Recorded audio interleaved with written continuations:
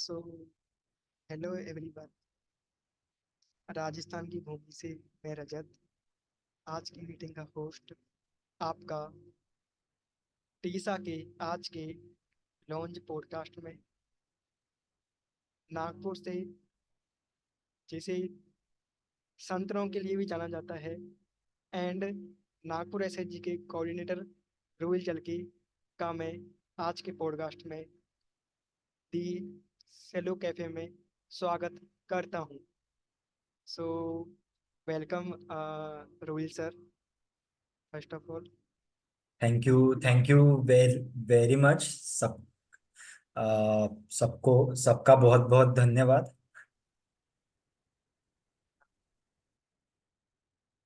सो सबसे पहले मैं इस पोस्टकास्ट की शुरुआत करने से पहले कुछ मैं आपको एक झलक दिखलाना चाहूँगा, जो कि एक हम उनको शुभकामनाओं के रूप में भी ले सकते हैं। तो हमारे टीसा के एक सीनियर मेंबर सीनियर मेंबर से जब मैंने बात की, तो उन्होंने रोहित सर के लिए कुछ बात बोली है।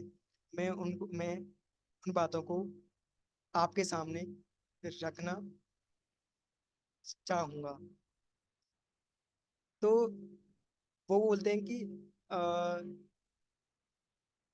रोहिल का एज ए टीसा में वॉलंटियर काम है, जो वो बहुत ही सराहनीय है, बहुत ही कमिटमेंट भरा है। उन्हें कुछ बोलना या कहना नहीं पड़ता, वो अपने आप ही जिम्मेदारी को समझते हैं और उन्हें करते चले जाते हैं। वो एक कंसिस्टेंट व्यक्तित्व वाले व्यक्ति हैं। ऐसा नहीं होता कि उन्होंने एक दिन किया और 4 दिन नहीं किया, वो डेली उस काम को करते हैं। और इस महीने में मैं उनका बहुत ही शुक्र बहुत ही शुक्रगुजार हूँ कि एज ए वॉलंटियर उन्होंने टीसा को बहुत बड़ी बड़ी चीजें दी हुई हैं। और सेकंड बात में उन्होंने बोला है कि रोहिल एक संवेदनशील इंसान है। वो इनकी बातचीत में, उनकी कहानियों में और उनकी लेखनी में भी देखा जा सकता है, जो कि stammer.in पर उनके काफी सारे ब्लॉग हैं, तो वहाँ पे भी उनको दिखाई देता है। और तीसरी बात उन्होंने बोली थी कि अभी कुछ समय पहले रोहित सर को हेड इंजरी हुई थी, और फिर भी उन्होंने वहां पर हार नहीं मानी, और फिर भी वो जो अपना काम है वो करते चले जा रहे हैं। सो ये शुभकामनाएं थी हमारे टीसा के फाउंडर डॉक्टर सचिन सर की। सो इसी के साथ मैं रोहित सर को ये शुभकामनाएं देता हूँ, और फिर यहीं से हम इस पॉडकास्ट की शुरुआत करते हैं। अ, तो मेरा सबसे पहला जो क्वेश्चन है वो एक पॉडकास्ट से पहले एक चीज है, कि आपके जो भी क्वेश्चन हो या कोई भी चीज हो, तो आप जो ये कमेंट, जो ये चैट बॉक्स है यहाँ पर लिख दें। तो इससे लास्ट में हम आपके जो भी रिलेवेंट सवाल होंगे आज के सेशन से वो लें। तो सबसे पहले मैं रोहित सर से उनकी जो स्कूलिंग लाइफ या और जो चाइल्डहुड था, एंड जो कॉलेज लाइफ था, एंड अभी वो जॉब में है, तो स्टैमरिंग ने उनको उसकी जर्नी को किस किस तरह से प्रभावित किया था, फिर उन्होंने उनको कैसे डील किया था। So over to Rohil sir. Thank you. And मैं जिससे पहले मैं कुछ बात करूं, मैं सबसे पहले आप सबको शुक्रिया कहना चाहता हूं कि आप सबने मुझे काबिल समझा कि मैं इस पॉडकास्ट पे आऊं। तो इसके लिए आप सभी का बहुत बहुत धन्यवाद। एंड सारे के सारे दर्शकों को भी मेरा कोटि कोटि धन्यवाद है कि वो इस पॉडकास्ट पे आए। तो मेरा जन्म नागपुर में हुआ था। एंड मैंने मेरा स्टैमरिंग नोटिस किया जब मैं पहली कक्षा में था। क्योंकि अ, क्योंकि जब हम अटेंडेंस देते थे, तब मैं प प प प्रेजेंट बोलने में मुझे काफी दिक्कत होती थी। एंड मुझे घर पे भी सभी बोलते थे कि धीरे बोल धीरे बोल। बट अभी बचपन में कहाँ कुछ समझता था कि क्या ही हकलाना और क्या ही फ्लुएंसी। तो ऐसे सब कुछ चलता गया। और मुझे पाँच एंड सच्ची बताऊँ तो मुझे 8वीं 9वीं तक कुछ नहीं लगा कि मैं हकलाता हूँ। हाँ, बस थोड़ा थोड़ा बीच बीच में लगता था जब मैं काफी स्टैमर करता था। बट जब मैंने स्कूल छोड़ा 10वीं में, एंड मैं नर्सरी से 10वीं तक एक ही स्कूल में था, सारे टीचर्स मुझे जानते थे। एंड वो स्कूल भी एंड वो स्कूल भी मेरे एक फैमिली रिलेटिव का ही था। तो फिर मुझे काफी टीचर्स भी जानते थे। एंड सबका काफी फ्रेंडली बिहेवियर था, तो स्कूल में मुझे कुछ प्रॉब्लम नहीं हुई। बट प्रॉब्लम हुई जब मैं कॉलेज पहुंचा, क्योंकि मैंने देखा तो कि मतलब यहाँ पे तो सब कुछ नया ही है। सब नया, लोग नए, एक पूरा एनवायरनमेंट पूरा नया सा था। तो वहां पे मुझे स्टैमरिंग काफी होती थी। एंड मैं खुद को काफी छुपा के रखता था मैं। एंड इस सब में मेरे मतलब मेरे घर के लोग भी मुझे मुझे बाहर जाने के लिए फोर्स करते थे। एंड कभी कभार ऐसा भी होता था कि तू ये वे में बोलो, या फिर एक स्पेसिफिक वे में बात करो। एंड उनकी भी इसमें कोई गलती नहीं थी, क्योंकि हकलाना क्या है ये मेरे घर वालों को भी नहीं पता था। एंड कॉलेज में जब मैं 11th 12th में था, तब मैं सच्ची बोलूँ तो मैंने कॉलेज बहुत स्किप किया क्योंकि मेरे स्टैमरिंग के चलते। एंड मुझे अभी भी याद है 11वीं का पहला दिन। एंड हम सबका वो सबसे डरावना दिन होता है जब इंट्रोडक्शन। एंड उस वक्त मुझको याद है कि हम सबको रोल नंबर्स दिया जाता था। एंड वो सरनेम से रोल नंबर होते थे। तो मेरा सरनेम झ के, एंड तो सबसे आखिर में मेरा सरनेम था। मेरा रोल नंबर था 65, सबसे आखिरी। तो फिर एक एक करके सभी इंट्रोडक्शन दे रहे थे। एंड मैं तब मेरा स्टैमरिंग बहुत छुपाता था मैं। तो तो मुझे अभी भी याद है कि जब मेरा टर्न आए आ गया था, तब मैं ऐसा नाटक कर रहा था कि मुझको कुछ सुनाई नहीं दे रहा है। तो जब लोग मुझे बोल रहे थे कि इंट्रोडक्शन दो, आई वाज लाइक क्या क्या। तो फिर एक ऐसा वक्त आ गया था कि पूरे 60 के 60 बच्चे बोले कि इंट्रोडक्शन। तब मैं समझा कि अभी नहीं भाग सकते। तो फाइनली इंट्रोडक्शन दे दे ही दिया था। तो जैसे मैंने बोला कि 11th और 12th में मैं बहुत कॉलेज स्किप करता था। बाद में मुझे इंजीनियरिंग पढ़नी थी, तो मैं भारतीय विद्यापीठ कॉलेज ऑफ नवी मुंबई में दाखला हो गया। एंड ये था मुंबई में था, पनवेल के पास। एंड मैं कभी नागपुर से 3 4 दिनों से ज्यादा बाहर था ही नहीं मैं। तो फिर मैंने सबसे पहले हॉस्टल देखा, एंड इतने सारे नए लोग देख के मैं बहुत डर गया। एंड फिर से जो हम सबका डर होता है कॉलेज में, इंट्रोडक्शन। एंड मेरे बैच में टोटल काउंट था 120, एंड मेरा रोल नंबर 119। तो एंड भी उस वक्त तो भाग भी नहीं सकते थे। तो फिर मैं मेरा रोल कॉल देते वक्त मैं एक इतने लंबे ब्लॉक में चले गया था मैं। लाइक वो 120 लोगों के सामने मैं सांस नहीं ले पा रहा था। तो इतना, तो मतलब वो अब लाइक वो बहुत डरावना था वो। एंड ऐसे ही करते करते मैंने मेरे स्टैमरिंग छुपाने का ट्राई किया, बहुत ट्राई किया।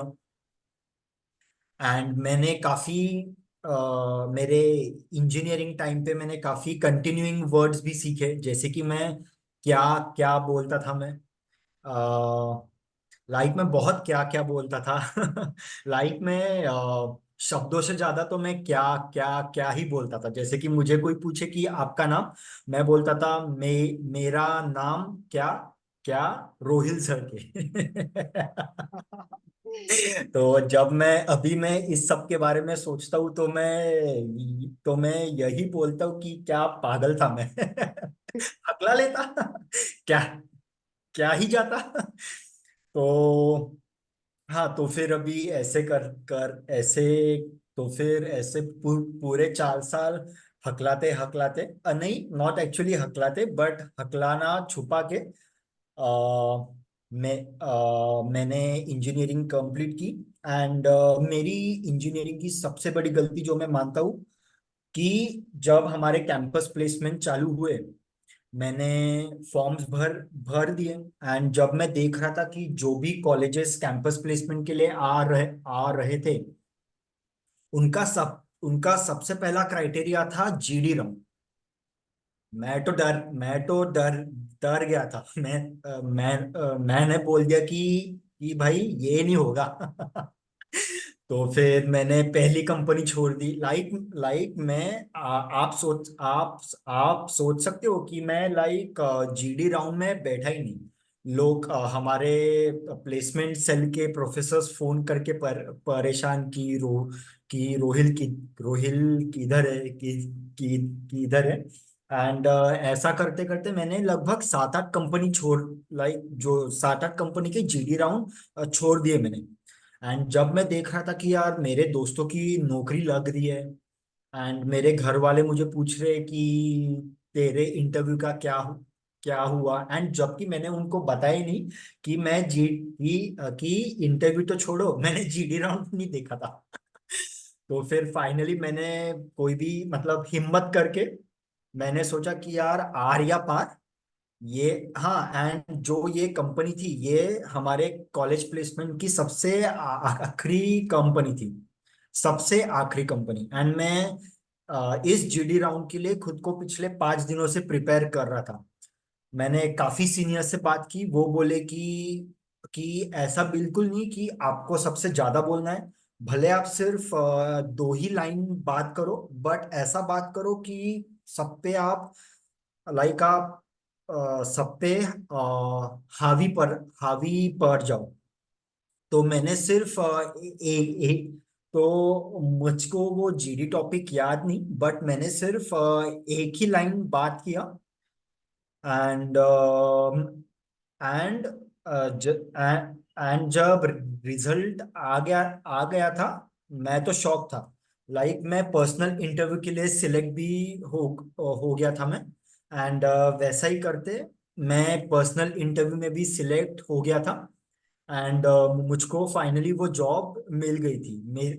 जबकि मुझको लगा था कि मैं कभी कैंपस प्लेसमेंट पे बैठ ही नहीं पाऊंगा। तो फिर ये मेरी सबसे बड़ी गलती थी कि मैंने काफी अच्छे अच्छे कैंपस प्लेसमेंट की कंपनी छोड़ी थी। तो जो फिर मतलब मेरे पहले जॉब के वक्त मुझको समझ गया था कि मुझे मदद की जरूरत है। तो ऐसा तो फिर ऐसे इंटरनेट पे सर्च करके मैं तीसा से जुड़ जुड़ गया। एंड आई आई गेस मैं, अगर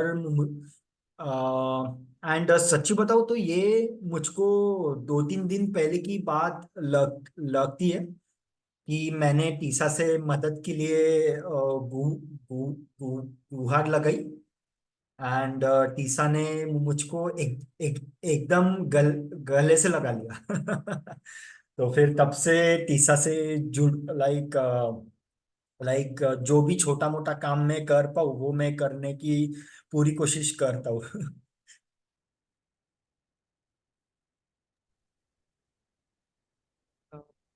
अ, सर आपने काफ़ी अच्छे से जर्नी को बताया स्कूल लाइफ में अभी तक की सारी परिप्रेक्ष्य। सो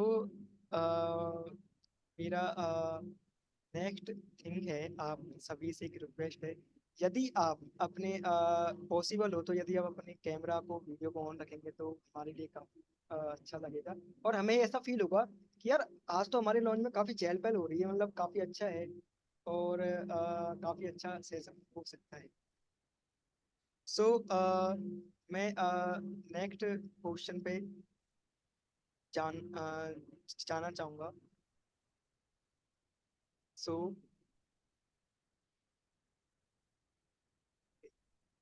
सो नेक्स्ट नेक्स्ट मैं जाना चाहूँगा हमारी ओर से हमारा जो सेकंड राउंड था उसमें जो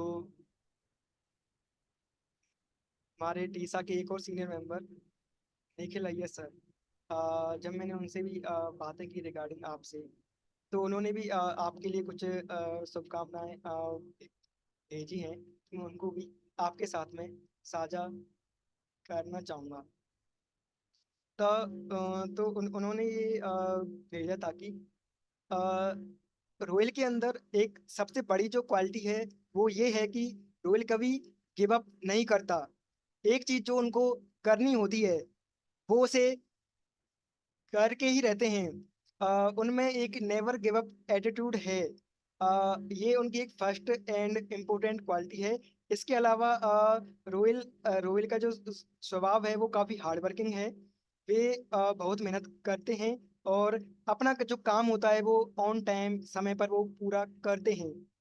तीसरा जो उन्होंने क्वालिटी बताई थी वो थी कि रोहिल जो हैं वो नई चीज़ों को सीखने के लिए काफ़ी उत्सुक रहते हैं और फिर वो उन चीज़ों के लिए पूरी तरह से तैयारी करते हैं। फोर्थ चीज जो उन्होंने बताई कि रोहिल वेरी काइंड है एंड मॉडेस्ट नॉलेजेबल पर्सन है। एंड जो हमारे जो टीसा में जो हम देख रहे हैं, मैं लास्ट 1.5 साल से देख रहा हूँ कि जो प्रेजेंटेशन एंड जो डिबेट इवेंट जो चल रहा है वो जो आइडिया था वो रोहिल रोहिल का था। तो वो चीज़ें उन्होंने अपनी शेयर की और लास्ट में वो एक नई पहल एंड नई विचार लाते हैं और शानदार ढंग से उनको लागू करते हैं। तो उनके ये आपके लिए विचार थे निखिल अय्यर सर के। सो मैं अब आपके इसके बाद में मैं आपकी जो टीसा लाइफ के बारे में जानना चाहूँगा कि जब आप टीसा से जुड़े थे तो आपका एसएचजी का क्या रोल था, आपने उनसे क्या सीखा या क्या वो रहा अनुभव। फिर एसएचजी के अलावा जो सेकंड चीज आई कि आपने टीयूपीजी कोर्स कंप्लीट किया था, वो कोर्स किया था। उसके बाद में आपने सोचा होगा कि टीसा के लिए वॉलंटियरिंग स्टार्ट की होगी।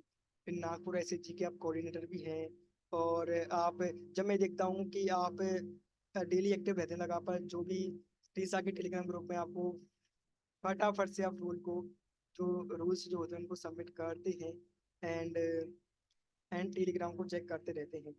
सो और आप टीसा के कोर टीम मेंबर हैं और असिस्टेंट नेशनल कोऑर्डिनेटर। और या सो मैं आपकी इस टीसा जर्नी के बारे में जानना चाहूँगा।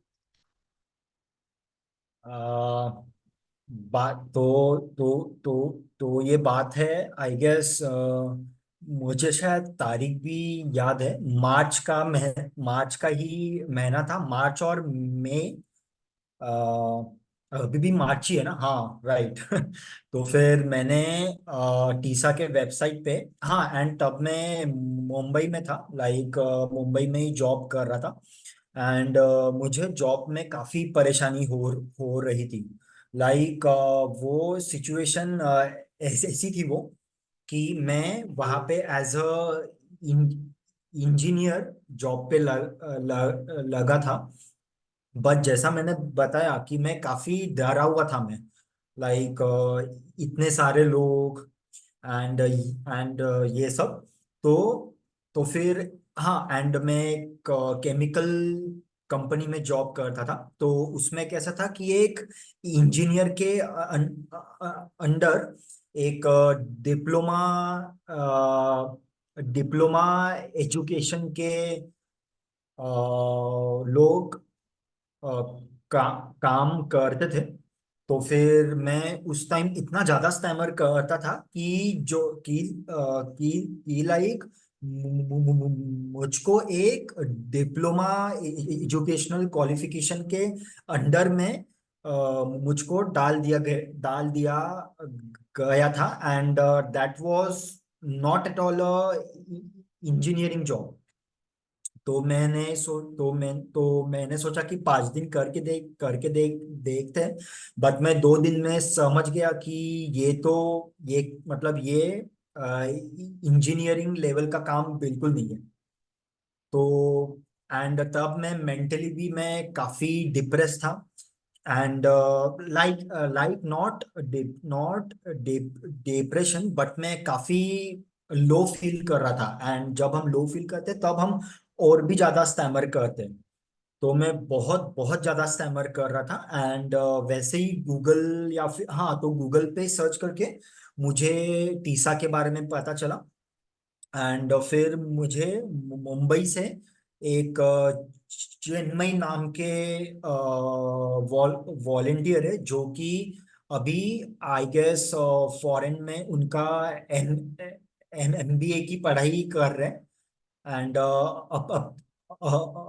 तो फिर मैंने उनसे कांटेक्ट किया। एंड उन्होंने मुझको टीसा के बारे में सब कुछ बताया। एंड सेल्फ हेल्प क्या है ये थोड़ा फोन पे समझाया। एंड उन्होंने फिर मुझे पवई के SHG में इनवाइट किया। एंड मैं बार बार बोलता था कि मैं जरूर आऊंगा। बट मैंने 1 मंथ टालती गया। मैं बिल्कुल नहीं गया, क्योंकि मुझको फिर से अनजान लोगों को फेस करना ही नहीं था। मैं इतना डरा हुआ था। तो फाइनली मैंने डिसाइड किया कि यार घर पे भी डर डर के रहना है। एंड एंड बाहर भी डरना ही है। तो फिर क्यों ना बाहर ही डर लेते हैं। तो फिर वैसे मैं पवई SHG पहुंचा मैं। एंड मुझको अभी भी याद है कि मैं आधा या पौना घंटा देरी से पहुंचा था। एंड तब पवई SHG के होस्ट थे निखिल भाई। वो लाल रंग की टी शर्ट में थे, जिसपे लिखा था कि हकलाओ मगर प्यार से। मुझको आज भी वो दिन बहुत अच्छे से याद है। एंड जैसे ही मैं अंदर गया, तो इट वाज जस्ट मैजिकल। सभी लोग इतने हकला रहे थे। तब मुझको लगा कि ये मेरी जगह है। तब मुझको निखिल भाई ने काफी अच्छे से इनवाइट किया, कंफर्टेबल फील कराया।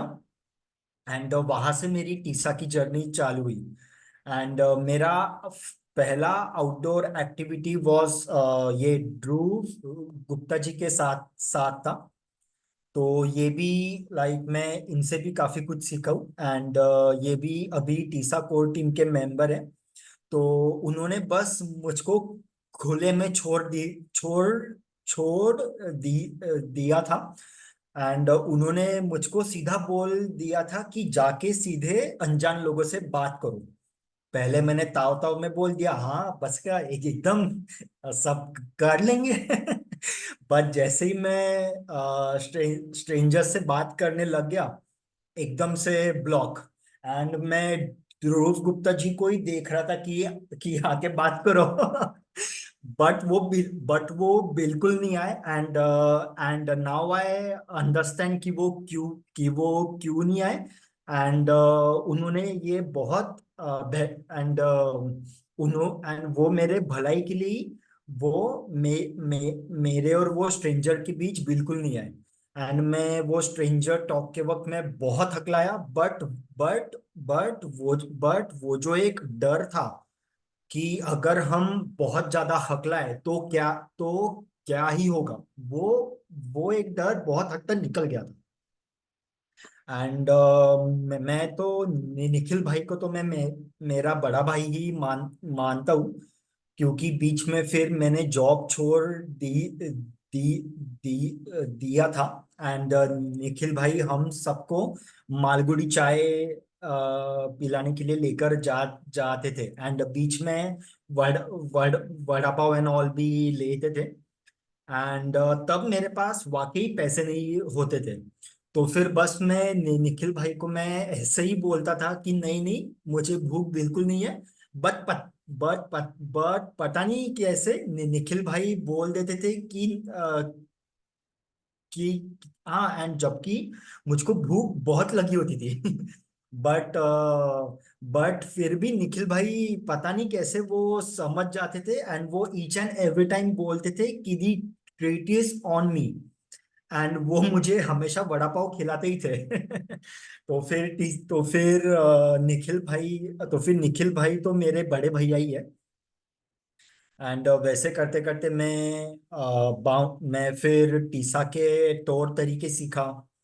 एंड मुझको बहुत मजा आता था, कि लाइक मैं वहां पे फ्रीली स्टैमर कर पाता था।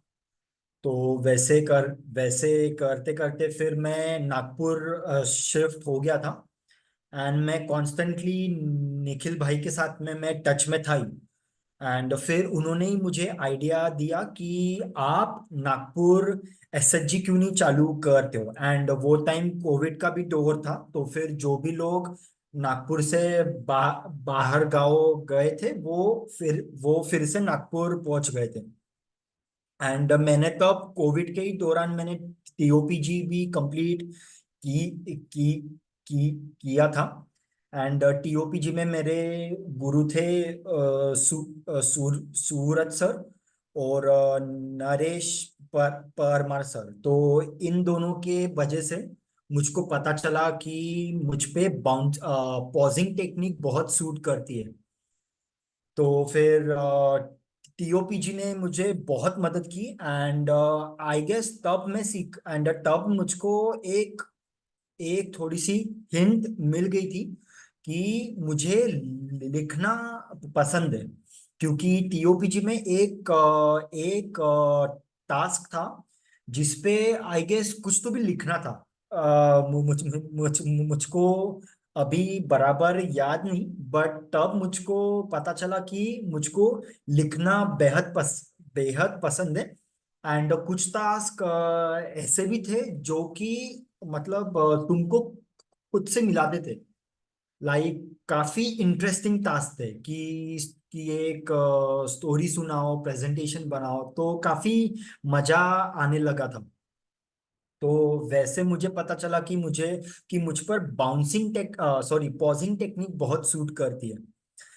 तो फिर मैं नागपुर पहुंचा, तो तब मुझको निखिल भाई ने सुझाव दिया कि आप नागपुर एसएचजी क्यों नहीं चालू करते हो।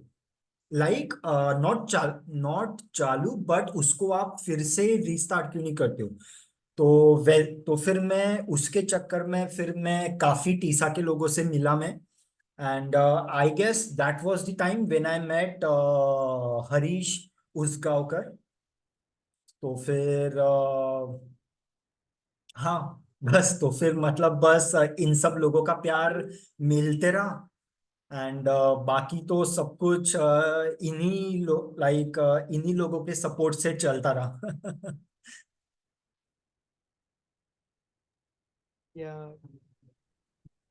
आप, आपने काफी अच्छे से अपने से टीसा जर्नी को एंड एसएचजी को एंड टीओपीजी जर्नी को हमारे समझ रखा। सो मेरा जो नेक्स्ट वो चीज़ है कि आपके बारे में मैंने जब आपसे लिंक मांगा, तो या मैंने आप पे ऑनलाइन या सर्च किया, तो काफ़ी सारी चीज़ें थी जो आपके बारे में जानने लायक थी। तो मैं तो पहले तो मैं शौक ही हो गया कि जब एक्चुअली ये गपशप सेशन आपने ही स्टार्ट किया था टीसा में सबसे पहले। एंड जब हमारी लॉन्च जो टीम ने फिर ये डिसाइड किया कि अब हम भी हर वीक एक पॉडकास्ट किया करेंगे। तो ये डिसाइड हुआ कि सबसे पहले पॉडकास्ट आपके साथ है। जब तो पहले मैं भी मतलब पॉडकास्ट करना चाहता था इस वीक में, बट मैंने सोचा कि केस के साथ करूं। तो मैं एक चीज बोलना चाहूंगा। तो सबसे पहले मैंने ये सोच लिया था कि आपके साथ तो मैं पॉडकास्ट कर ही नहीं सकता, क्योंकि आपका बैकग्राउंड ही अलग है। आप इंजीनियरिंग बैकग्राउंड के हो या केमिकल इंजीनियरिंग वगैरह कुछ की है, और मैं बिल्कुल डिफरेंट बैकग्राउंड से हूँ। मैं मेरे आर्ट है, तो मेरा तो कुछ पल्ले ही नहीं पढ़ने वाला। बट फिर मैंने देखा कि ऐसी उनमें ऐसी फिर मैं सोच रहा था एक दिन रात में कि ऐसी रोयल में क्या चीज है कि जिसकी वजह से मुझे या या फिर या फिर मेरे को उनके साथ एक पॉडकास्ट करना चाहिए, जो कि सब फर्स्ट वाला। सो मैंने लैब में ये देखा कि अ, यार जब से मैं टीसा से मैं जुड़ा हूँ लगभग 1.5 साल से, मैं देख रहा हूँ कि कंसल्टिंग का वर्क, क्योंकि जिस इंसान से हम बात नहीं करते हैं, हम उसके जो कार्य हो रहे होते हैं उन्हीं के आधार पर हम उनको देखना पसंद करते हैं। तो जब मैंने वो देखे, एंड काफी हार्ड वर्क मेरे को लगा। तो मेरा माइंड हुआ कि चलो कोई नहीं, चाहे कुछ भी चीज सीखना पड़े या जो भी चीज करनी पड़े, बट इनके साथ में मैं पॉडकास्ट करूंगा। क्योंकि ये मेरे को अंदर से फील हुआ कि यार वाकई में इनके साथ तो पॉडकास्ट करना ही चाहिए, चाहे मेरे को थोड़ा सा डिफरेंट चीजें सीखनी पड़े या जाननी पड़े। तो वहां पे जाने के बाद जब मैंने आपके बारे में जाना तो मैं एकदम शौक था, क्योंकि मेरे को लगा था कि जिस चीज को मैं बाहर ढूंढ रहा था, या मेरे को मतलब क्यूरियोसिटी जो लगती है कि मेरे को अच्छा लगता है लोगों के बारे में जानना, तो सबसे पहले हम स्विच करते हैं वहां पर जिन लोगों के बारे में हम जानते हैं या जिनके बारे में हमें आइडिया होता है। बट आप पहला केस थे कि जिनके बारे में एक एक मतलब इंटरनल या लैब के बारे में कुछ भी नहीं जानता था। मैं स्विच हुआ तो मैंने आपकी जो काफी सारी स्किल देखी, आपने 18 प्रकार की मतलब 18 टाइप के समथिंग में आपकी स्किल्स है जो आपने सीखी हुई है। और आपका जो बैकग्राउंड देखा, मतलब काफी सारी जॉब मतलब मतलब काफी सारी जॉब है आपने ली है, और आपने उनको छोड़ा है, और अभी आप काम कर रहे हो। फिर वहां पे देख के मैं तो शौक लगा, और मैं काफी इंस्पायर हुआ कि यार टीसा में ऐसे भी मेंबर हैं जो भी काफी हद तक पहुंचे, मतलब काफी उनका अच्छा लेवल है। या ये मैटर ही नहीं करता कि आपका बैकग्राउंड क्या है, उनका बैकग्राउंड क्या है, बस ये है कि आप यदि जानोगे ना, जिनके बारे में नहीं जानोगे उनके बारे में जानोगे, तो आपको काफी नॉलेज मिलेगा। और मैं इस चीज से काफी ज्यादा इंस्पायर हुआ, आपसे लगभग 18 स्किल सीखी हुई है आपने। और मैं जितना मैं बोलना चाहूँ उतना कम है, क्योंकि मैं एक शॉर्ट शॉर्ट में मैं बताना चाहूँगा। और मैं आपके साथ में इसी के साथ में एक रैपिड क्वेश्चन राउंड लेना चाहूँगा लास्ट में। बट उस पर जाने से पहले मैं एक और चीज़ जानना चाहूँगा कि टीसा में मैंने जो देखा है, आप अभी तक मैं जिनसे मैं मिला हूँ, आपने सबसे ज़्यादा वॉलंटियरिंग की है, सबसे ज़्यादा आपने चीज़ें ट्राई की हैं, अलग अलग चीज़ें। शायद उससे ये मालूम ही चलता है कि आपको सीखने का बहुत ही ज़्यादा एक सीख है, उम्दा सीख है। तो मैं जानना चाहता हूँ कि आप इतनी सारी चीज़ों को सीखते हैं या करते हैं, तो ये अंदर से ये जब जज्बा होगा तभी इतनी सारी चीजें हो पाती होगी। तो ऐसी क्या चीज है जो आपको ये मोटिवेट करती है, इंस्पायर करती है कि इतनी सारी चीजों को सीखा जाए और टीसा की वॉलंटियरिंग की जाए? आ, ये तो आपके इस सवाल का जवाब देने से पहले मैं एक बात बताना चाहता हूँ, अगर आपकी इजाजत हो तो। Sure sure. तो आपने अभी 2-3 बार बोला कि मैंने डिबेट चालू किया, प्रेजेंटेशन, गपशप एंड जो जो भी है। एक्चुअली सच बात ये है कि ये मैंने नहीं चालू किया है। मैंने मतलब निखिल भाई और हरीश उसगांवकर जी से मैंने इसके बारे में बात की। तो एंड मुझको कुछ नहीं पता था कि मतलब ये कैसे स्टार्ट करते हैं एंड कैसे लोगों को लाइक जोड़ के ये सब कुछ काम कर कर करते हैं। जो भी है मुझको डॉक्टर सचिन, निखिल भाई एंड हरीश उसगांवकर जी ने ही सिखाया। एंड हाँ, एंड इन ये बस इन तीनों का बड़कपन है कि बस कि बस जब ये इवेंट्स चालू हो गया तो फिर इन्होंने बस मुझको सामने ढकेल दिया कि ये मैंने किया है। जबकि ये ऐसा बिल्कुल नहीं है। अ, जबकि जैसे मैंने बताया कि मुझको कुछ नहीं पता था कि कैसे स्टार्ट करते ये तो बस इन सभी का प्यार ही है। और कुछ नहीं। तो फिर इन सब इवेंट के पीछे सबका सपोर्ट था एंड सबकी मेहनत थी। बस इन लोगों ने सिर्फ मुझको ही आगे कर दिया है। और कुछ नहीं। एंड रही बात आपके सवाल की, तो फिर जब मैं टीसा में ज्वाइन किया था, तो टीसा ज्वाइन करने से पहले मैं बस जिंदगी से एक ही बोलता था कि यार बस मुझको एक छोटी मोटी नौकरी दिला दो। मैं अपने घर में एक छोटे से कोने में पड़ा रहूंगा, जिधर मुझे लोगों से बात नहीं करनी है। मुझे मेरी स्टैमरिंग छुपानी है। एंड फिर जब मैं टीसा में ज्वाइन किया, तब मैंने तब मैं इतने लोगों से मिला, मैं जैसे कि निखिल भाई, हरीश उसगांवकर जी, एंड विकास रांगा जी, एंड इतने सारे लोग थे जो मैंने देखा कि ये मुझसे ज्यादा हकलाते हैं, बट ये इतने अच्छे पोजीशन पे है ये। कोई बैंक में मैनेजर है, या फिर कोई उनका स्टार्टअप खोल के बैठा है एंड वो स्टार्टअप में भी बहुत सक्सेसफुल है। कोई सक्सेसफुल सोशल वर्कर है, कोई सक्सेसफुल इंजीनियर, बैंकर, टीचर है। तब तब मैंने फिर इन सब लोगों से मैं ऐसे ही पूछता था कि आप ये कैसे कर रहे हो आप। तो तब मुझे पता चला कि एक बात सब में कॉमन थी, ये लोग हकलाने से डरते नहीं है। भले ये 15 सेकेंड भी ब्लॉक में पहुंच जाए, बट ये हकलाने से डरते नहीं है। तब मुझे भी एक ठान लिया था कि मुझे भी ये हकलाने का डर दूर करना है। एंड मुझे पढ़ने का बहुत शौक था। आप मेरी बैग देखोगे ना, बैग आप अगर मेरी जॉब की बैग देखोगे और आप मेरी कबर्ड देखोगे, मेरे कबर्ड में भी मेरे कपड़ों से ज्यादा आपको नौ नौ मेरे नॉवेल देखेंगे। एंड मेरी बैग में भी नॉवेल मैं हमेशा रखता हूँ। तो नॉवेल से मैं एक चीज सीखा ही हूँ कि जिस दिन आप सीखना बंद करोगे ना, उस दिन आप खत्म।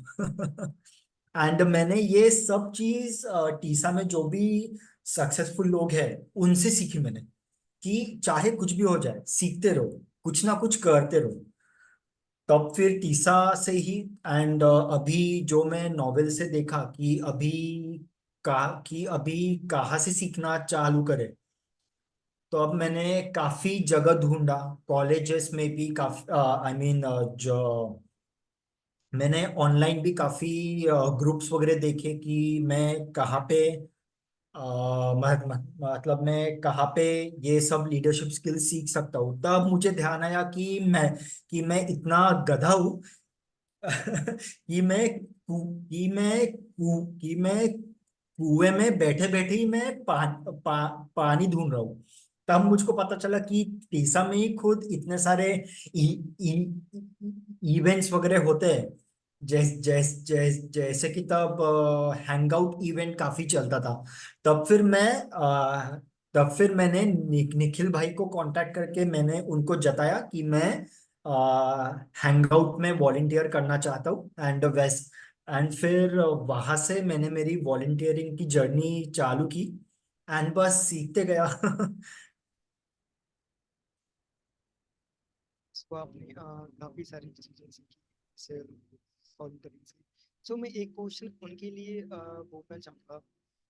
काफी बार क्या होते हैं, लोग चाहते तो है कि वो वॉलंटियरिंग करें, मतलब तो आपके अकॉर्डिंग हमें टीसा में हमें वॉलंटियरिंग क्यों करनी चाहिए?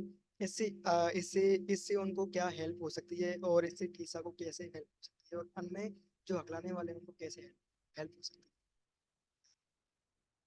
देखो, आप आप चाहे आपके घर पे आप कितना भी राजा बेटा या फिर बिटिया रानी बन बन बन जाओ, जब आप घर के बाहर निकलोगे, आपको मतलब आपको लोग तभी काम देंगे जब आपके पास कोई स्पेसिफिक स्किल सेट हो। ठीक है, भले वो स्किल सेट कोई भी हो। भले आप एक अच्छे कोडर हो, अच्छे लीड अच्छा लिखते हो, अच्छा बोलते हो, है ना। भले आप में कोई भी स्किल सेट हो, आपको तभी काम मिलेगा जब आप में कोई स्किल सेट हो।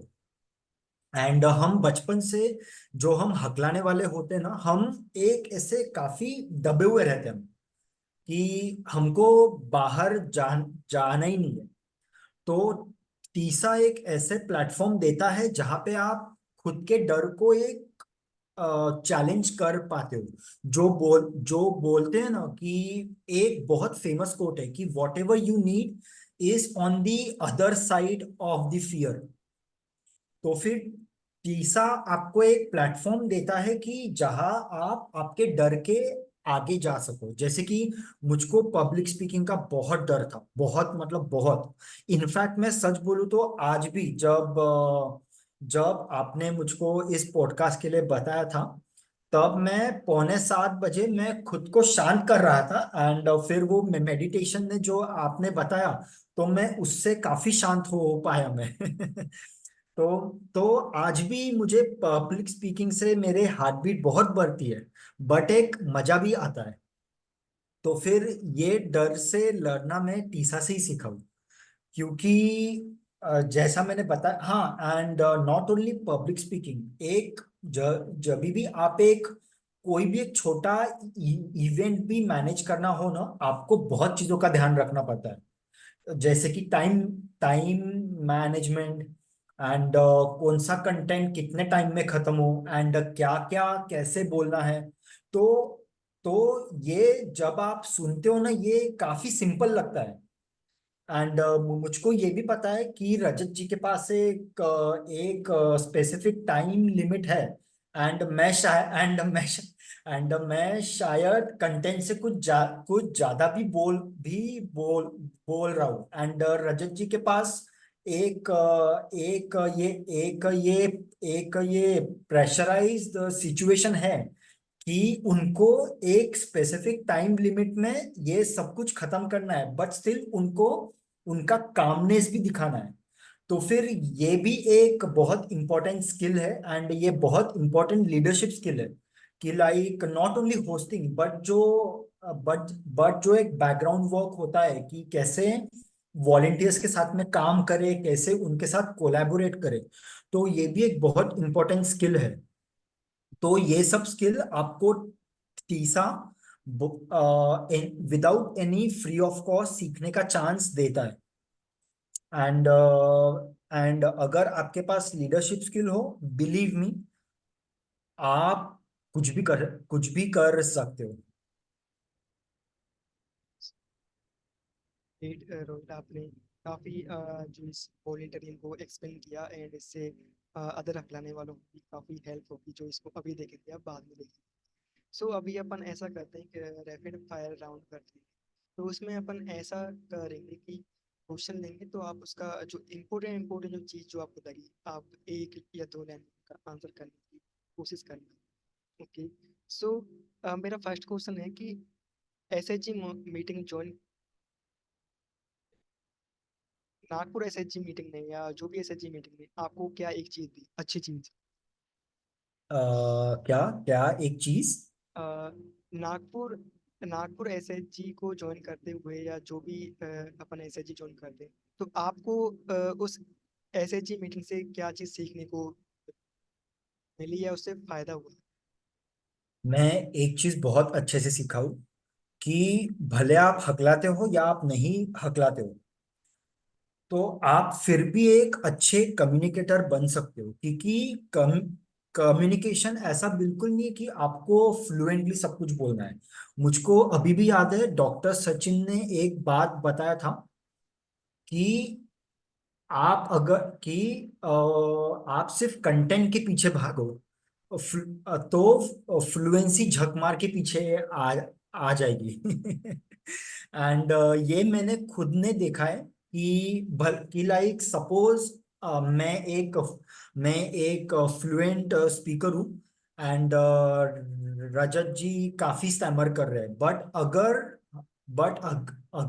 अगर एक टॉपिक पे डिस्कशन हो या फिर एक 5-10 लोगों को उस टॉपिक के बारे में समझाना हो, एंड अगर मैं फ्लुएंटली 100 शब्दों में वो टॉपिक बता पाऊँ, but on the other hand अगर रजत जी सिर्फ 50 शब्दों में वो टॉपिक समझा दे, भले वो बहुत हकला है, बट स्टिल रजत जी एक बहुत अच्छे कम्युनिकेटर है। तो फिर ये भी मैं एसएचजी से सीखा हूँ। सो एक नेक्स्ट क्वेश्चन अपन लेते हैं आपके फेमस टॉपिक से कि डिबेट इवेंट या प्रेजेंटेशन इवेंट इस टाइम रेस को क्यों अटेंड करना चाहिए, आपको उससे क्या है? डिबेट इवेंट में फर्स्ट ऑफ ऑल आपको टाइम लिमिट में आपका पॉइंट रखते हो आप। ठीक है, लाइक जैसे मैं पहले भी बोल चुका हूँ कि this world is not not not not like rainbows and sunshines. बा, बाहर भी आपको एक स्पेसिफिक टाइम लिमिट में आपका काम करके सबमिट करना है, एंड एक स्पेसिफिक टाइम में आपको आपका पॉइंट पुट अप करना है। तो टीसा डिबेट इवेंट में एक स्पेसिफिक टाइम स्लॉट में भी आपको ये आपका पॉइंट पुट अप करना है, टेक्निक्स अप्लाई करके, एंड दूसरों को कन्विंस करना है। तो ये एक बहुत इंपॉर्टेंट पॉइंट है। एंड दूसरा मतलब प्रेजेंटेशन में प्रेस प्रेस प्रेजेंटेशन में मतलब बस आपको आपका पॉइंट प्रेजेंट करते आना चाहिए। आप देखोगे कि लाइक अगर मैं आपको एक चीज के बारे में बताऊं, जैसे कि सिर्फ ये फोन है, ठीक है, तो अगर मैं सिर्फ आपको बताऊं कि ये एक फोन है, इसकी ये so and so battery life है ये वो, बट अगर मैं एक प्रॉपर वे में इसका एक मैं ये स्टोरी बताऊं, मैं इसके पीछे स्टोरी जोड़ दूं कि कैसे ये फोन को मेक इन इंडिया ने ही बनाया है, एंड आप अगर ये फोन खरीदोगे तो फिर आप भारत का ही पैसा भारत में जोड़ोगे। तो फिर ये स्किल आप प्रेजेंटेशन देते वक्त सीखते हो कि एक कैसे ये स्टोरी बेचा जाता है। तो फिर वो भी एक बहुत इंपॉर्टेंट स्किल है प्रेजेंटेशंस में। या ग्रेट। हाँ हाँ। मेरा नेक्स्ट क्वेश्चन है, एक्सेप्टेंस से रोहित क्या समझते हैं, और उन्होंने कैसे मतलब उन्होंने अभी उनका एक्सेप्टेंस लेवल कहाँ तक है, क्या किया? एक बार फिर से पूछ सकते हैं? मेरा क्वेश्चन है कि एक्सेप्टेंस से रोहित क्या स, स, समझते हैं? अगर आप सबने अपना हाथ जगन्नाथ पढ़ा है तो उसमें एक बहुत छोटी और एक बहुत सुंदर सी स्टोरी है कि अगर एक भिखारी जब तक अगर एक भिखारी के पास रहने के लिए घर नहीं एंड खाने के लिए खाना नहीं, एंड जब तक वो एक्सेप्ट नहीं करता है कि हाँ मुझे कुछ काम धंधा करना पड़ेगा तभी मेरे पास एक छत आएगी एंड खाने के लिए खाना आएगा, अगर वो ये एक्सेप्ट नहीं करेगा तब तक वो रोड पे ही पड़ा रहेगा। बट अगर वो एक्सेप्ट करता है कि नहीं मुझे खाना चाहिए एंड एक छत चाहिए, भले वो स्टार्टिंग में काफी पेनफुल होगा, बट वो एक्सेप्ट करके उस पे काम करता है, तब तब फिर उसके पास खाने के लिए खाना भी आएगा एंड एक रहने के लिए छत भी आएगी। तो वैसा ही रोल हमारे स्टैमरिंग माइंडसेट में भी है।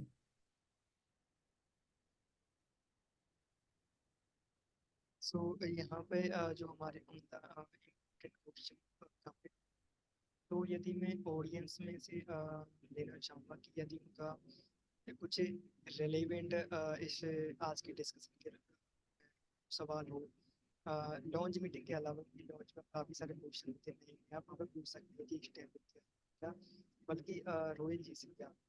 ओवर टू सार्थक ओवर जी। या आप अनम्यूट करके अपनी बात रख सकते हैं सार्थक सर। हेलो।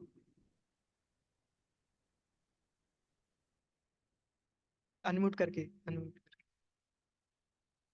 अनम्यूट कर, आप अभी सार्थक जी अभी म्यूट है। ठीक। ओके। सो मुझे बस इतना बोलना है कि जब भी मैंने अगर रात को 2 बजे भी रोहिल सर को मैसेज किया कि sir I need you and I M in Hari situation, उन्होंने रात को 2 बजे भी अगर उन्होंने मैसेज देखा है तो हमेशा उस टाइम मेरे को रिवर्ट बैक किया है और 5 मिनट में मुझे कॉल भी किया है। सो ये ट्रेड हर बंदे में नहीं होते कि आप जो 24/7 अवेलेबल रहते हैं एक बंदे के लिए जिसको आप कभी मिले भी नहीं है और रियल लाइफ में आज तक कभी जानते भी नहीं है, तो ये बहुत बड़ी बात है। रात को 3 बजे भी मैंने इनको एक बार कॉल किया था कि सर मेरा कल इंटरव्यू है and I am feeling very nervous, so please help me out, and he was there. इन्होंने 5 मिनट में मेरे को कम से कम आधा एक घंटा मेरे से बात करी without knowing me who I am, without meeting me for a one single day. So ये ट्रेड होना एक इंसान में अपने आप में बहुत बड़ी बात है, तो मैं ये फीडबैक देना चाहूंगा इनके लिए। आप इसी बात से समझ सकते हैं how he is as a human being. Sir आपने काफी अच्छा बोला। ये चीज मैंने जयपुर वर्कशॉप में देखी थी, मैंने इनसे हेल्प मांगी, बहुत हेल्प किया। जब भी मेरे को हेल्प पड़ी मैंने इनको रात में ये ऐसे पर्सन है 12 बजे भी, या मैं इनको मैसेज करता हूँ, या यदि इनको यदि वो काफी इम्पोर्टेंट होता है मैं उसका रिप्लाई ये जरूर देते हैं, और एक दिन के अंदर ये जरूर देते हैं। तो ये इनकी एक अच्छी क्वालिटी है। सो नेक्स्ट सोहन जी।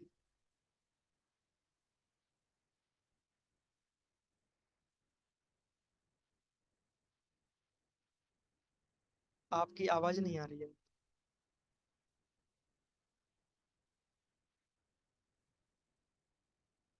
क्या मेरी आवाज अभी आ रही है? जी। या good evening everyone. Oil sir, आपकी स्टोरी सुन के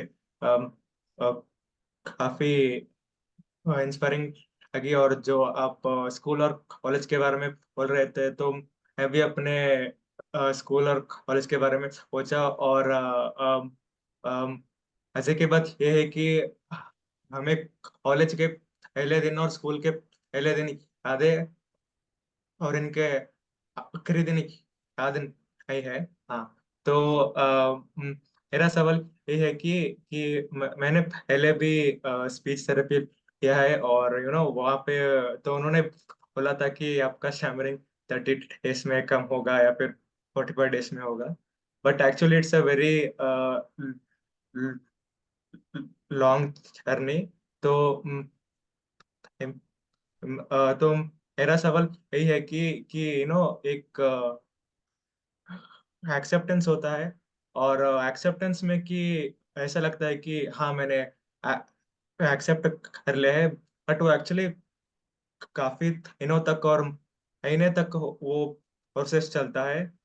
और यही है कि सच तो यही है कि एक टाइम लगेगा। पर मैं अपने आप को झूठ नहीं बोलना चाहता कि 6 मंथ में हो जाएगा या फिर 1 ईयर में हो जाएगा।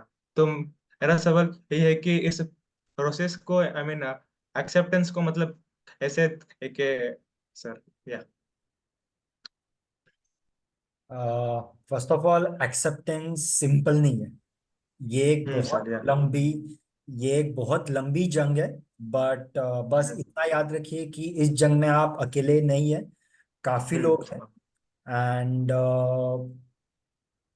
एंड एंड काफी लोग एक गलती करते हैं जो मैंने नोटिस किया है। वो आईने के सामने बोलते हैं कि हाँ मैं हकलाता हूँ तो क्या। एंड एंड वो दूसरे ही दिन सीधे 20 लोगों के सामने ये चले जाते हैं स्पीच देने के लिए। एंड जब वो बहुत ब्लॉक हो जाते हैं फिर वो फिर फिर से सिकुड़ जाते हैं कि यार मैंने खुद को एक्सेप्ट कर लिया। बट फिर बट मैं फिर भी ये स्टैमरिंग माइंडसेट से निकल नहीं पाया था। आप अगर ये ऐसा देखो कि अगर आपको पहली कक्षा से सीधे ग्रेजुएशन में डाल दे, तो फिर आप कोप अप कर पाओगे क्या? नहीं ना। तो नो सर, या हाँ, तो फिर जो इसका एक्सेप्टेंस का जो एक प्रॉपर प्रोसीजर है, वो अपना हाथ जगन्नाथ में बहुत अच्छे से बताया है। एंड ओके सर, ओके, हाँ, अगर आप टीओपीजी ज्वाइन करोगे तो उसमें भी एक्सेप्टेंस का प्रोसीजर बहुत सिस्टमैटिक वे में बताया है। ओके, तो फिर ये बेटर रहेगा कि मैं तो अपना हाथ जगन्नाथ के बारे में बात करनी, मैं तो बहुत ही छोटा आदमी हूं मैं। ये तो बेटर रहेगा कि अगर आप अपना हाथ जगन्नाथ डाउनलोड कीजिए, बहुत प्यारी, ओके सर, एंड या फिर आप टीओपीजी ज्वाइन कीजिए, और जो जो जो टीसा लॉन्च मीटिंग्स होते हैं वो भी ज्वाइन कीजिए। इससे आप धीरे धीरे बस, एक्सेप्टेंस के बारे में सीख जाएंगे। एंड ओके, बीच बीच में फिर टीसा में काफी सारे एक्टिविटीज होते रहते हैं, जैसे कि प्रेजेंटेशन, वो भी करते जाइए। एंड ये ऐसा बिल्कुल ओके, नहीं है कि आप एक हफ्ता, एक महीना, 6 महीना में आप एक्सेप्ट कर लोगे। ये एक बहुत लंबी जंग है। हाँ सर, या okay, thank you sir, thank you. So हमारा अभी लास्ट संजय ओझा से पहले तो मैं बोलना चाहूँगा कि रोहित जी की जो लाइफ है वो हम सभी के लिए एक इंस्पिरेशन है। और मेरा रोहित जी से सवाल है कि जो लोग से ना बुक्स पढ़ते हैं ना, वो उनके एक दो बुक्स होती हैं जो बहुत करीब होती हैं, तो शायद उनकी भी कोई एक दो बुक जो बहुत फेवरेट होगी, और वो उनकी क्यों फेवरेट है, और मैं चाहूँगा वो हम सबको वो बुक रिकमेंड करें। मेरे दो बुक्स सबसे एक्चुअली मेरे 3 बुक्स सबसे फेवरेट है। एक है how to win friends and influence people by Dale Carnegie. तो इसमें ऑथर ये बताते हैं कि आप कैसे लोगों को खुद पे मतलब आप कैसे सिंपल वे में दोस्त बना सकते हैं। तो ये मैं सभी को रेकमेंड करना चाहूंगा। एंड दोस्त बनाना इज नो रॉकेट साइंस। उसमें इतने सिंपल सिंपल तरीके हैं कि लाइक आप सभी को बहुत पसंद आएगी वो बुक। दूसरी है sapiens by doctor Yuval Nova Harari. तो इसमें डॉक्टर हरारी बताते हैं कि हम जैसा सोचते हैं वैसा हम क्यों सोचते हैं। एंड आपने कभी ऐसा सोचा है कि हमेशा 3 या 4 लोगों का ही सबसे अच्छा, जो हम बोलते हैं ना कि एकदम बेस्ट फ्रेंड्स, ये हमेशा 3 या 4 लोगों का ही होता है। तो फिर ऐसे काफी सारे सवाल सेपियंस में बताए हैं। एंड तीसरी मेरी फेवरेट बुक है, ये एक बायोग्राफी है ऑन छत्रपति शिवाजी महाराज, जो कि मराठा साम्राज्य के फाउंडर थे। तो ये मैं नॉवेल इसके लिए बार बार पढ़ता हूँ क्योंकि मैंने देखा कि उनके पास उनके पास 5 लोगों की भी सेना बिल्कुल नहीं थी, बट स्टिल उन्होंने एक इतना बड़ा साम्राज्य बनाया। एंड सिर्फ साम्राज्य नहीं, बट उन्होंने एक ऐसा साम्राज्य बनाया जिधर ना मतलब जिधर लोगों को काम ना सिर्फ उनके स्किल सेट पे दिया जाता था। एंड ऐसा बिल्कुल नहीं कि अगर एक कोई स्पेसिफिक धर्म के व्यक्ति या फिर कोई स्पेसिफिक कम्युनिटी के लोगों को ही हम ऊपर रखेंगे। उन्होंने सिर्फ लोगों के स्किल्स देखे, एंड कैसे उन्होंने जीरो से, एंड नॉट ओनली कि लाइक वो एक बार जीरो से ऊपर गए, वो बार बार जीरो से ऊपर आते हुए फिर से नीचे गए एंड फिर से ऊपर ऊपर जाते गए। तो मुझे उनकी स्टोरी बहुत मोटिवेटिंग लगती है। तो ये मेरे 3 फेवरेट बुक्स है। हाँ, ग्रेट। मैं रोहित जी से पूछना चाहूँगा, यदि आपके पास थोड़ा सा और समय हो तो बस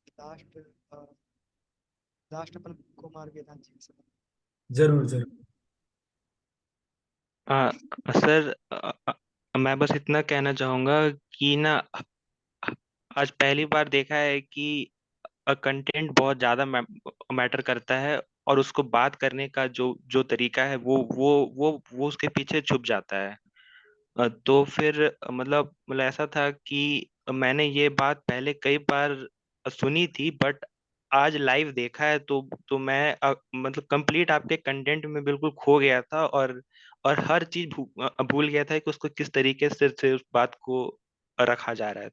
तो थैंक यू वेरी मच कि मुझे ये चीज दिखाने के लिए सामने से। या ग्रेट। आपने इतनी अच्छी शुभकामनाएं। सो मैं लास्ट में मैं यही बोलना चाहूँगा, टीसा में काफ़ी सारे हीरे छुपे हुए हैं। उनको हमें धीरे धीरे खोजना होगा, उनको बाहर निकाल के उनकी अंदर की बातों को, या जो सभी हकलाने वालों की हेल्प कर सकते हैं, उनसे सीखना पड़ेगा। तो और इसके लास्ट में एक और फीडबैक देना चाहूँगा, एक और टीसा के सीनियर मेंबर का। बट उससे पहले मैं एक जस्ट लाइन में बोलना चाहूँगा कि आज मैं भी ये चीज़ बोलता हूँ कि जो भी हकलाने वाला जेन्युइन, या सबसे पहले रोहिल सर, हाँ, सबसे पहले अपन रोहिल जी से अपन बात करते आ, हाँ।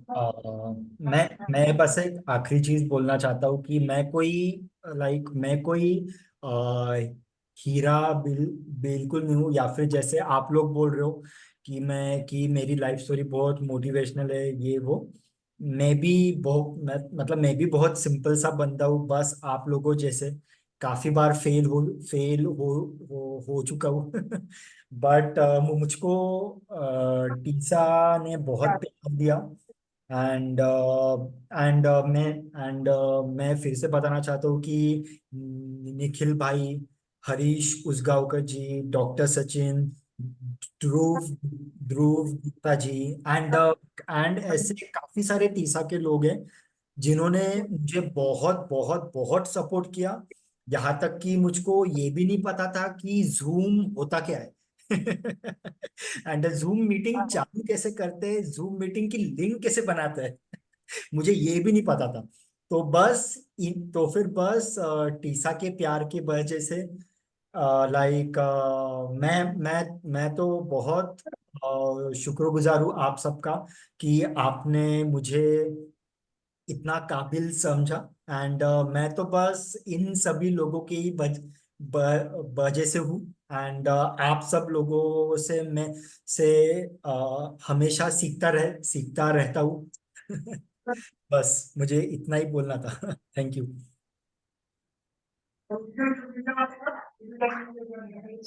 एक सेकंड, रोहिल जी, आपसे एक छोटी सी रिक्वेस्ट है कि अब हम सेशन को एंड करेंगे, बट उससे पहले हमारे पास एक एक और हैंड रेज है, बस ये लास्ट है। इसके बाद अपन नहीं लेंगे, तो ये मैं जरूर। इसे रिक्वेस्ट करूंगा कि आप अपनी बात को शॉर्टली रखें। कोई बात नहीं। ओवर टू पेक्कू जी, अनम्यूट करो। क्या? हेलो। हाँ हाँ जी, आपकी आवाज़ आ रही है, बोलिए। मेरी आवाज आ रही है? हेलो, मेरा नाम विकास कुमार है और मैं कानपुर उत्तर प्रदेश का रहने वाला हूँ। चूंकि मैं जो टीसा की मीटिंग्स रहती हैं वो कम अटेंड कर पाता हूँ in in view of my job, but जब भी मुझे टाइम मिलता है I will definitely join meetings because simple basis I will practice on daily basis in the TISA group whenever I found any number on daily basis. This will basically to enhance my confidence on a daily basis. At least my rhythm will be maintained for speaking. Because if I am not practicing on daily basis, my rhythm got disturbed, and I could not uh, present myself much better. But now, as I am speaking in front of all of you guys, I really felt very much confidence. That's if because I have feeling a stage fear also. Because on every time, if my officers of anyone is announced to speaking in stage, I really getting nervous because being a stammer also it is I am feeling that I could not present myself much better, but now I am speaking in front of all of you guys. I am feeling really much confidence, and thank you so much. Great Vikku ji, आपने अपनी बात रखी और open mic से मतलब अपनी बात रखी, थैंक यू। सो मैं वापस से जाना चाहूँगा रोहित जी के पास। तो उनका ये भी मैं लास्ट में एक और बड़प्पन देखने को मिला, काफ़ी सारी चीज़ें होती हुई आप चीज़ें, बल्कि इस तरह सभी चीज़ें, तो ये भी उनका बड़प्पन है। एंड लास्ट में मैं ये एक सीनियर मेंबर है टीसा के, उनकी ये कुछ लाइन थी रोहिल जी को शुभकामनाएं देने के लिए, वो मैं बोलना चाहूँगा। रोहिल की सबसे बड़ी ताकत उसका जुनून है। जब भी वह जुनून के साथ कुछ भी करता है, वो अपना सर्वश्रेष्ठ प्रदर्शन करता है। उसके कंधों पर सोचने का दिमाग है, और उनकी जो परिपक्वता है, मैच्योरिटी है, जीवन को देखना कभी कभी मुझे आश्चर्यचकित कर देता है। उनकी सबसे बड़ी बात यह है कि वह सवाल पूछते हैं और जल्दी सीखते हैं। उसके भीतर आकांक्षाएं एंड जुनून छुपे हुए हैं। हकलाने वाले समुदाय को वापस देना उसके उनके जुनूनों में से एक है, और हम पहले से ही जानते हैं कि यह टीसा में उनके योगदान को कैसे दिखाई दे रहा है। वह जहाँ भी जाएगा, जीवन में जो भी करेगा, मुझे यकीन है वह चमकेगा। सो ये लाइन थी हमारे टीसा के very senior member Harish Usgaonkar sir की। सो ये काफ़ी अच्छी लाइन थी। और ये जो तीनों जो लाइन थी या सीनियर मेंबर का जो पॉइंट था, और रोहित जी को, रोहित का जो मैंने वर्क देखा, इससे आज मैं भी काफ़ी ज़्यादा मतलब इंस्पिरेशन मेरे को मिली है। मैंने काफ़ी सारी चीज़ें सीखी हैं। तो मैं लास्ट में एक चीज़ ये बोलना चाहूँगा कि जैसा कि रोहिल अपनी हेल्प दे रहे हैं, तो वैसे ही जो भी हकलाने वाले हैं या जो भी मेंबर्स हैं जिनको वाकई में मालूम नहीं होता, तो एक बार सार्थक सर ने भी बोला था कि लास्ट हैंगआउट में कि जो भी नीड हो हकलाने वालों को, आप उनके टेलीग्राम पर एक मैसेज के फॉर्म में या ऑडियो फॉर्म में लिखते हैं, या आप मेरे को भी ये मैसेज या एक ऑडियो फॉर्म में रखेंगे, तो मैं ये गारंटी से बोलता हूँ कि चाहे भले लेट नाइट हो, बट आपका जो भी क्वेश्चन होगा इम्पोर्टेंट, वो आपके सभी क्वेश्चन का जवाब मिल जाएगा। बट ये नहीं होगा कि हम टीसा में थे और हमने किसी से हेल्प मांगी और हमारी हेल्प नहीं की गई। तो ये मैंने एक इम्पोर्टेंट चीज़ थी। सो मैं उम्मीद कर रहा हूँ कि इस पॉडकास्ट से आपको काफ़ी सारी चीज़ें सीखने को मिली होंगी, और आप उनको धीरे धीरे करके अपनी लाइफ में उतारेंगे। सो आपका इस पॉडकास्ट में आने के लिए बहुत बहुत धन्यवाद तहे दिल से, and thank you so much everyone.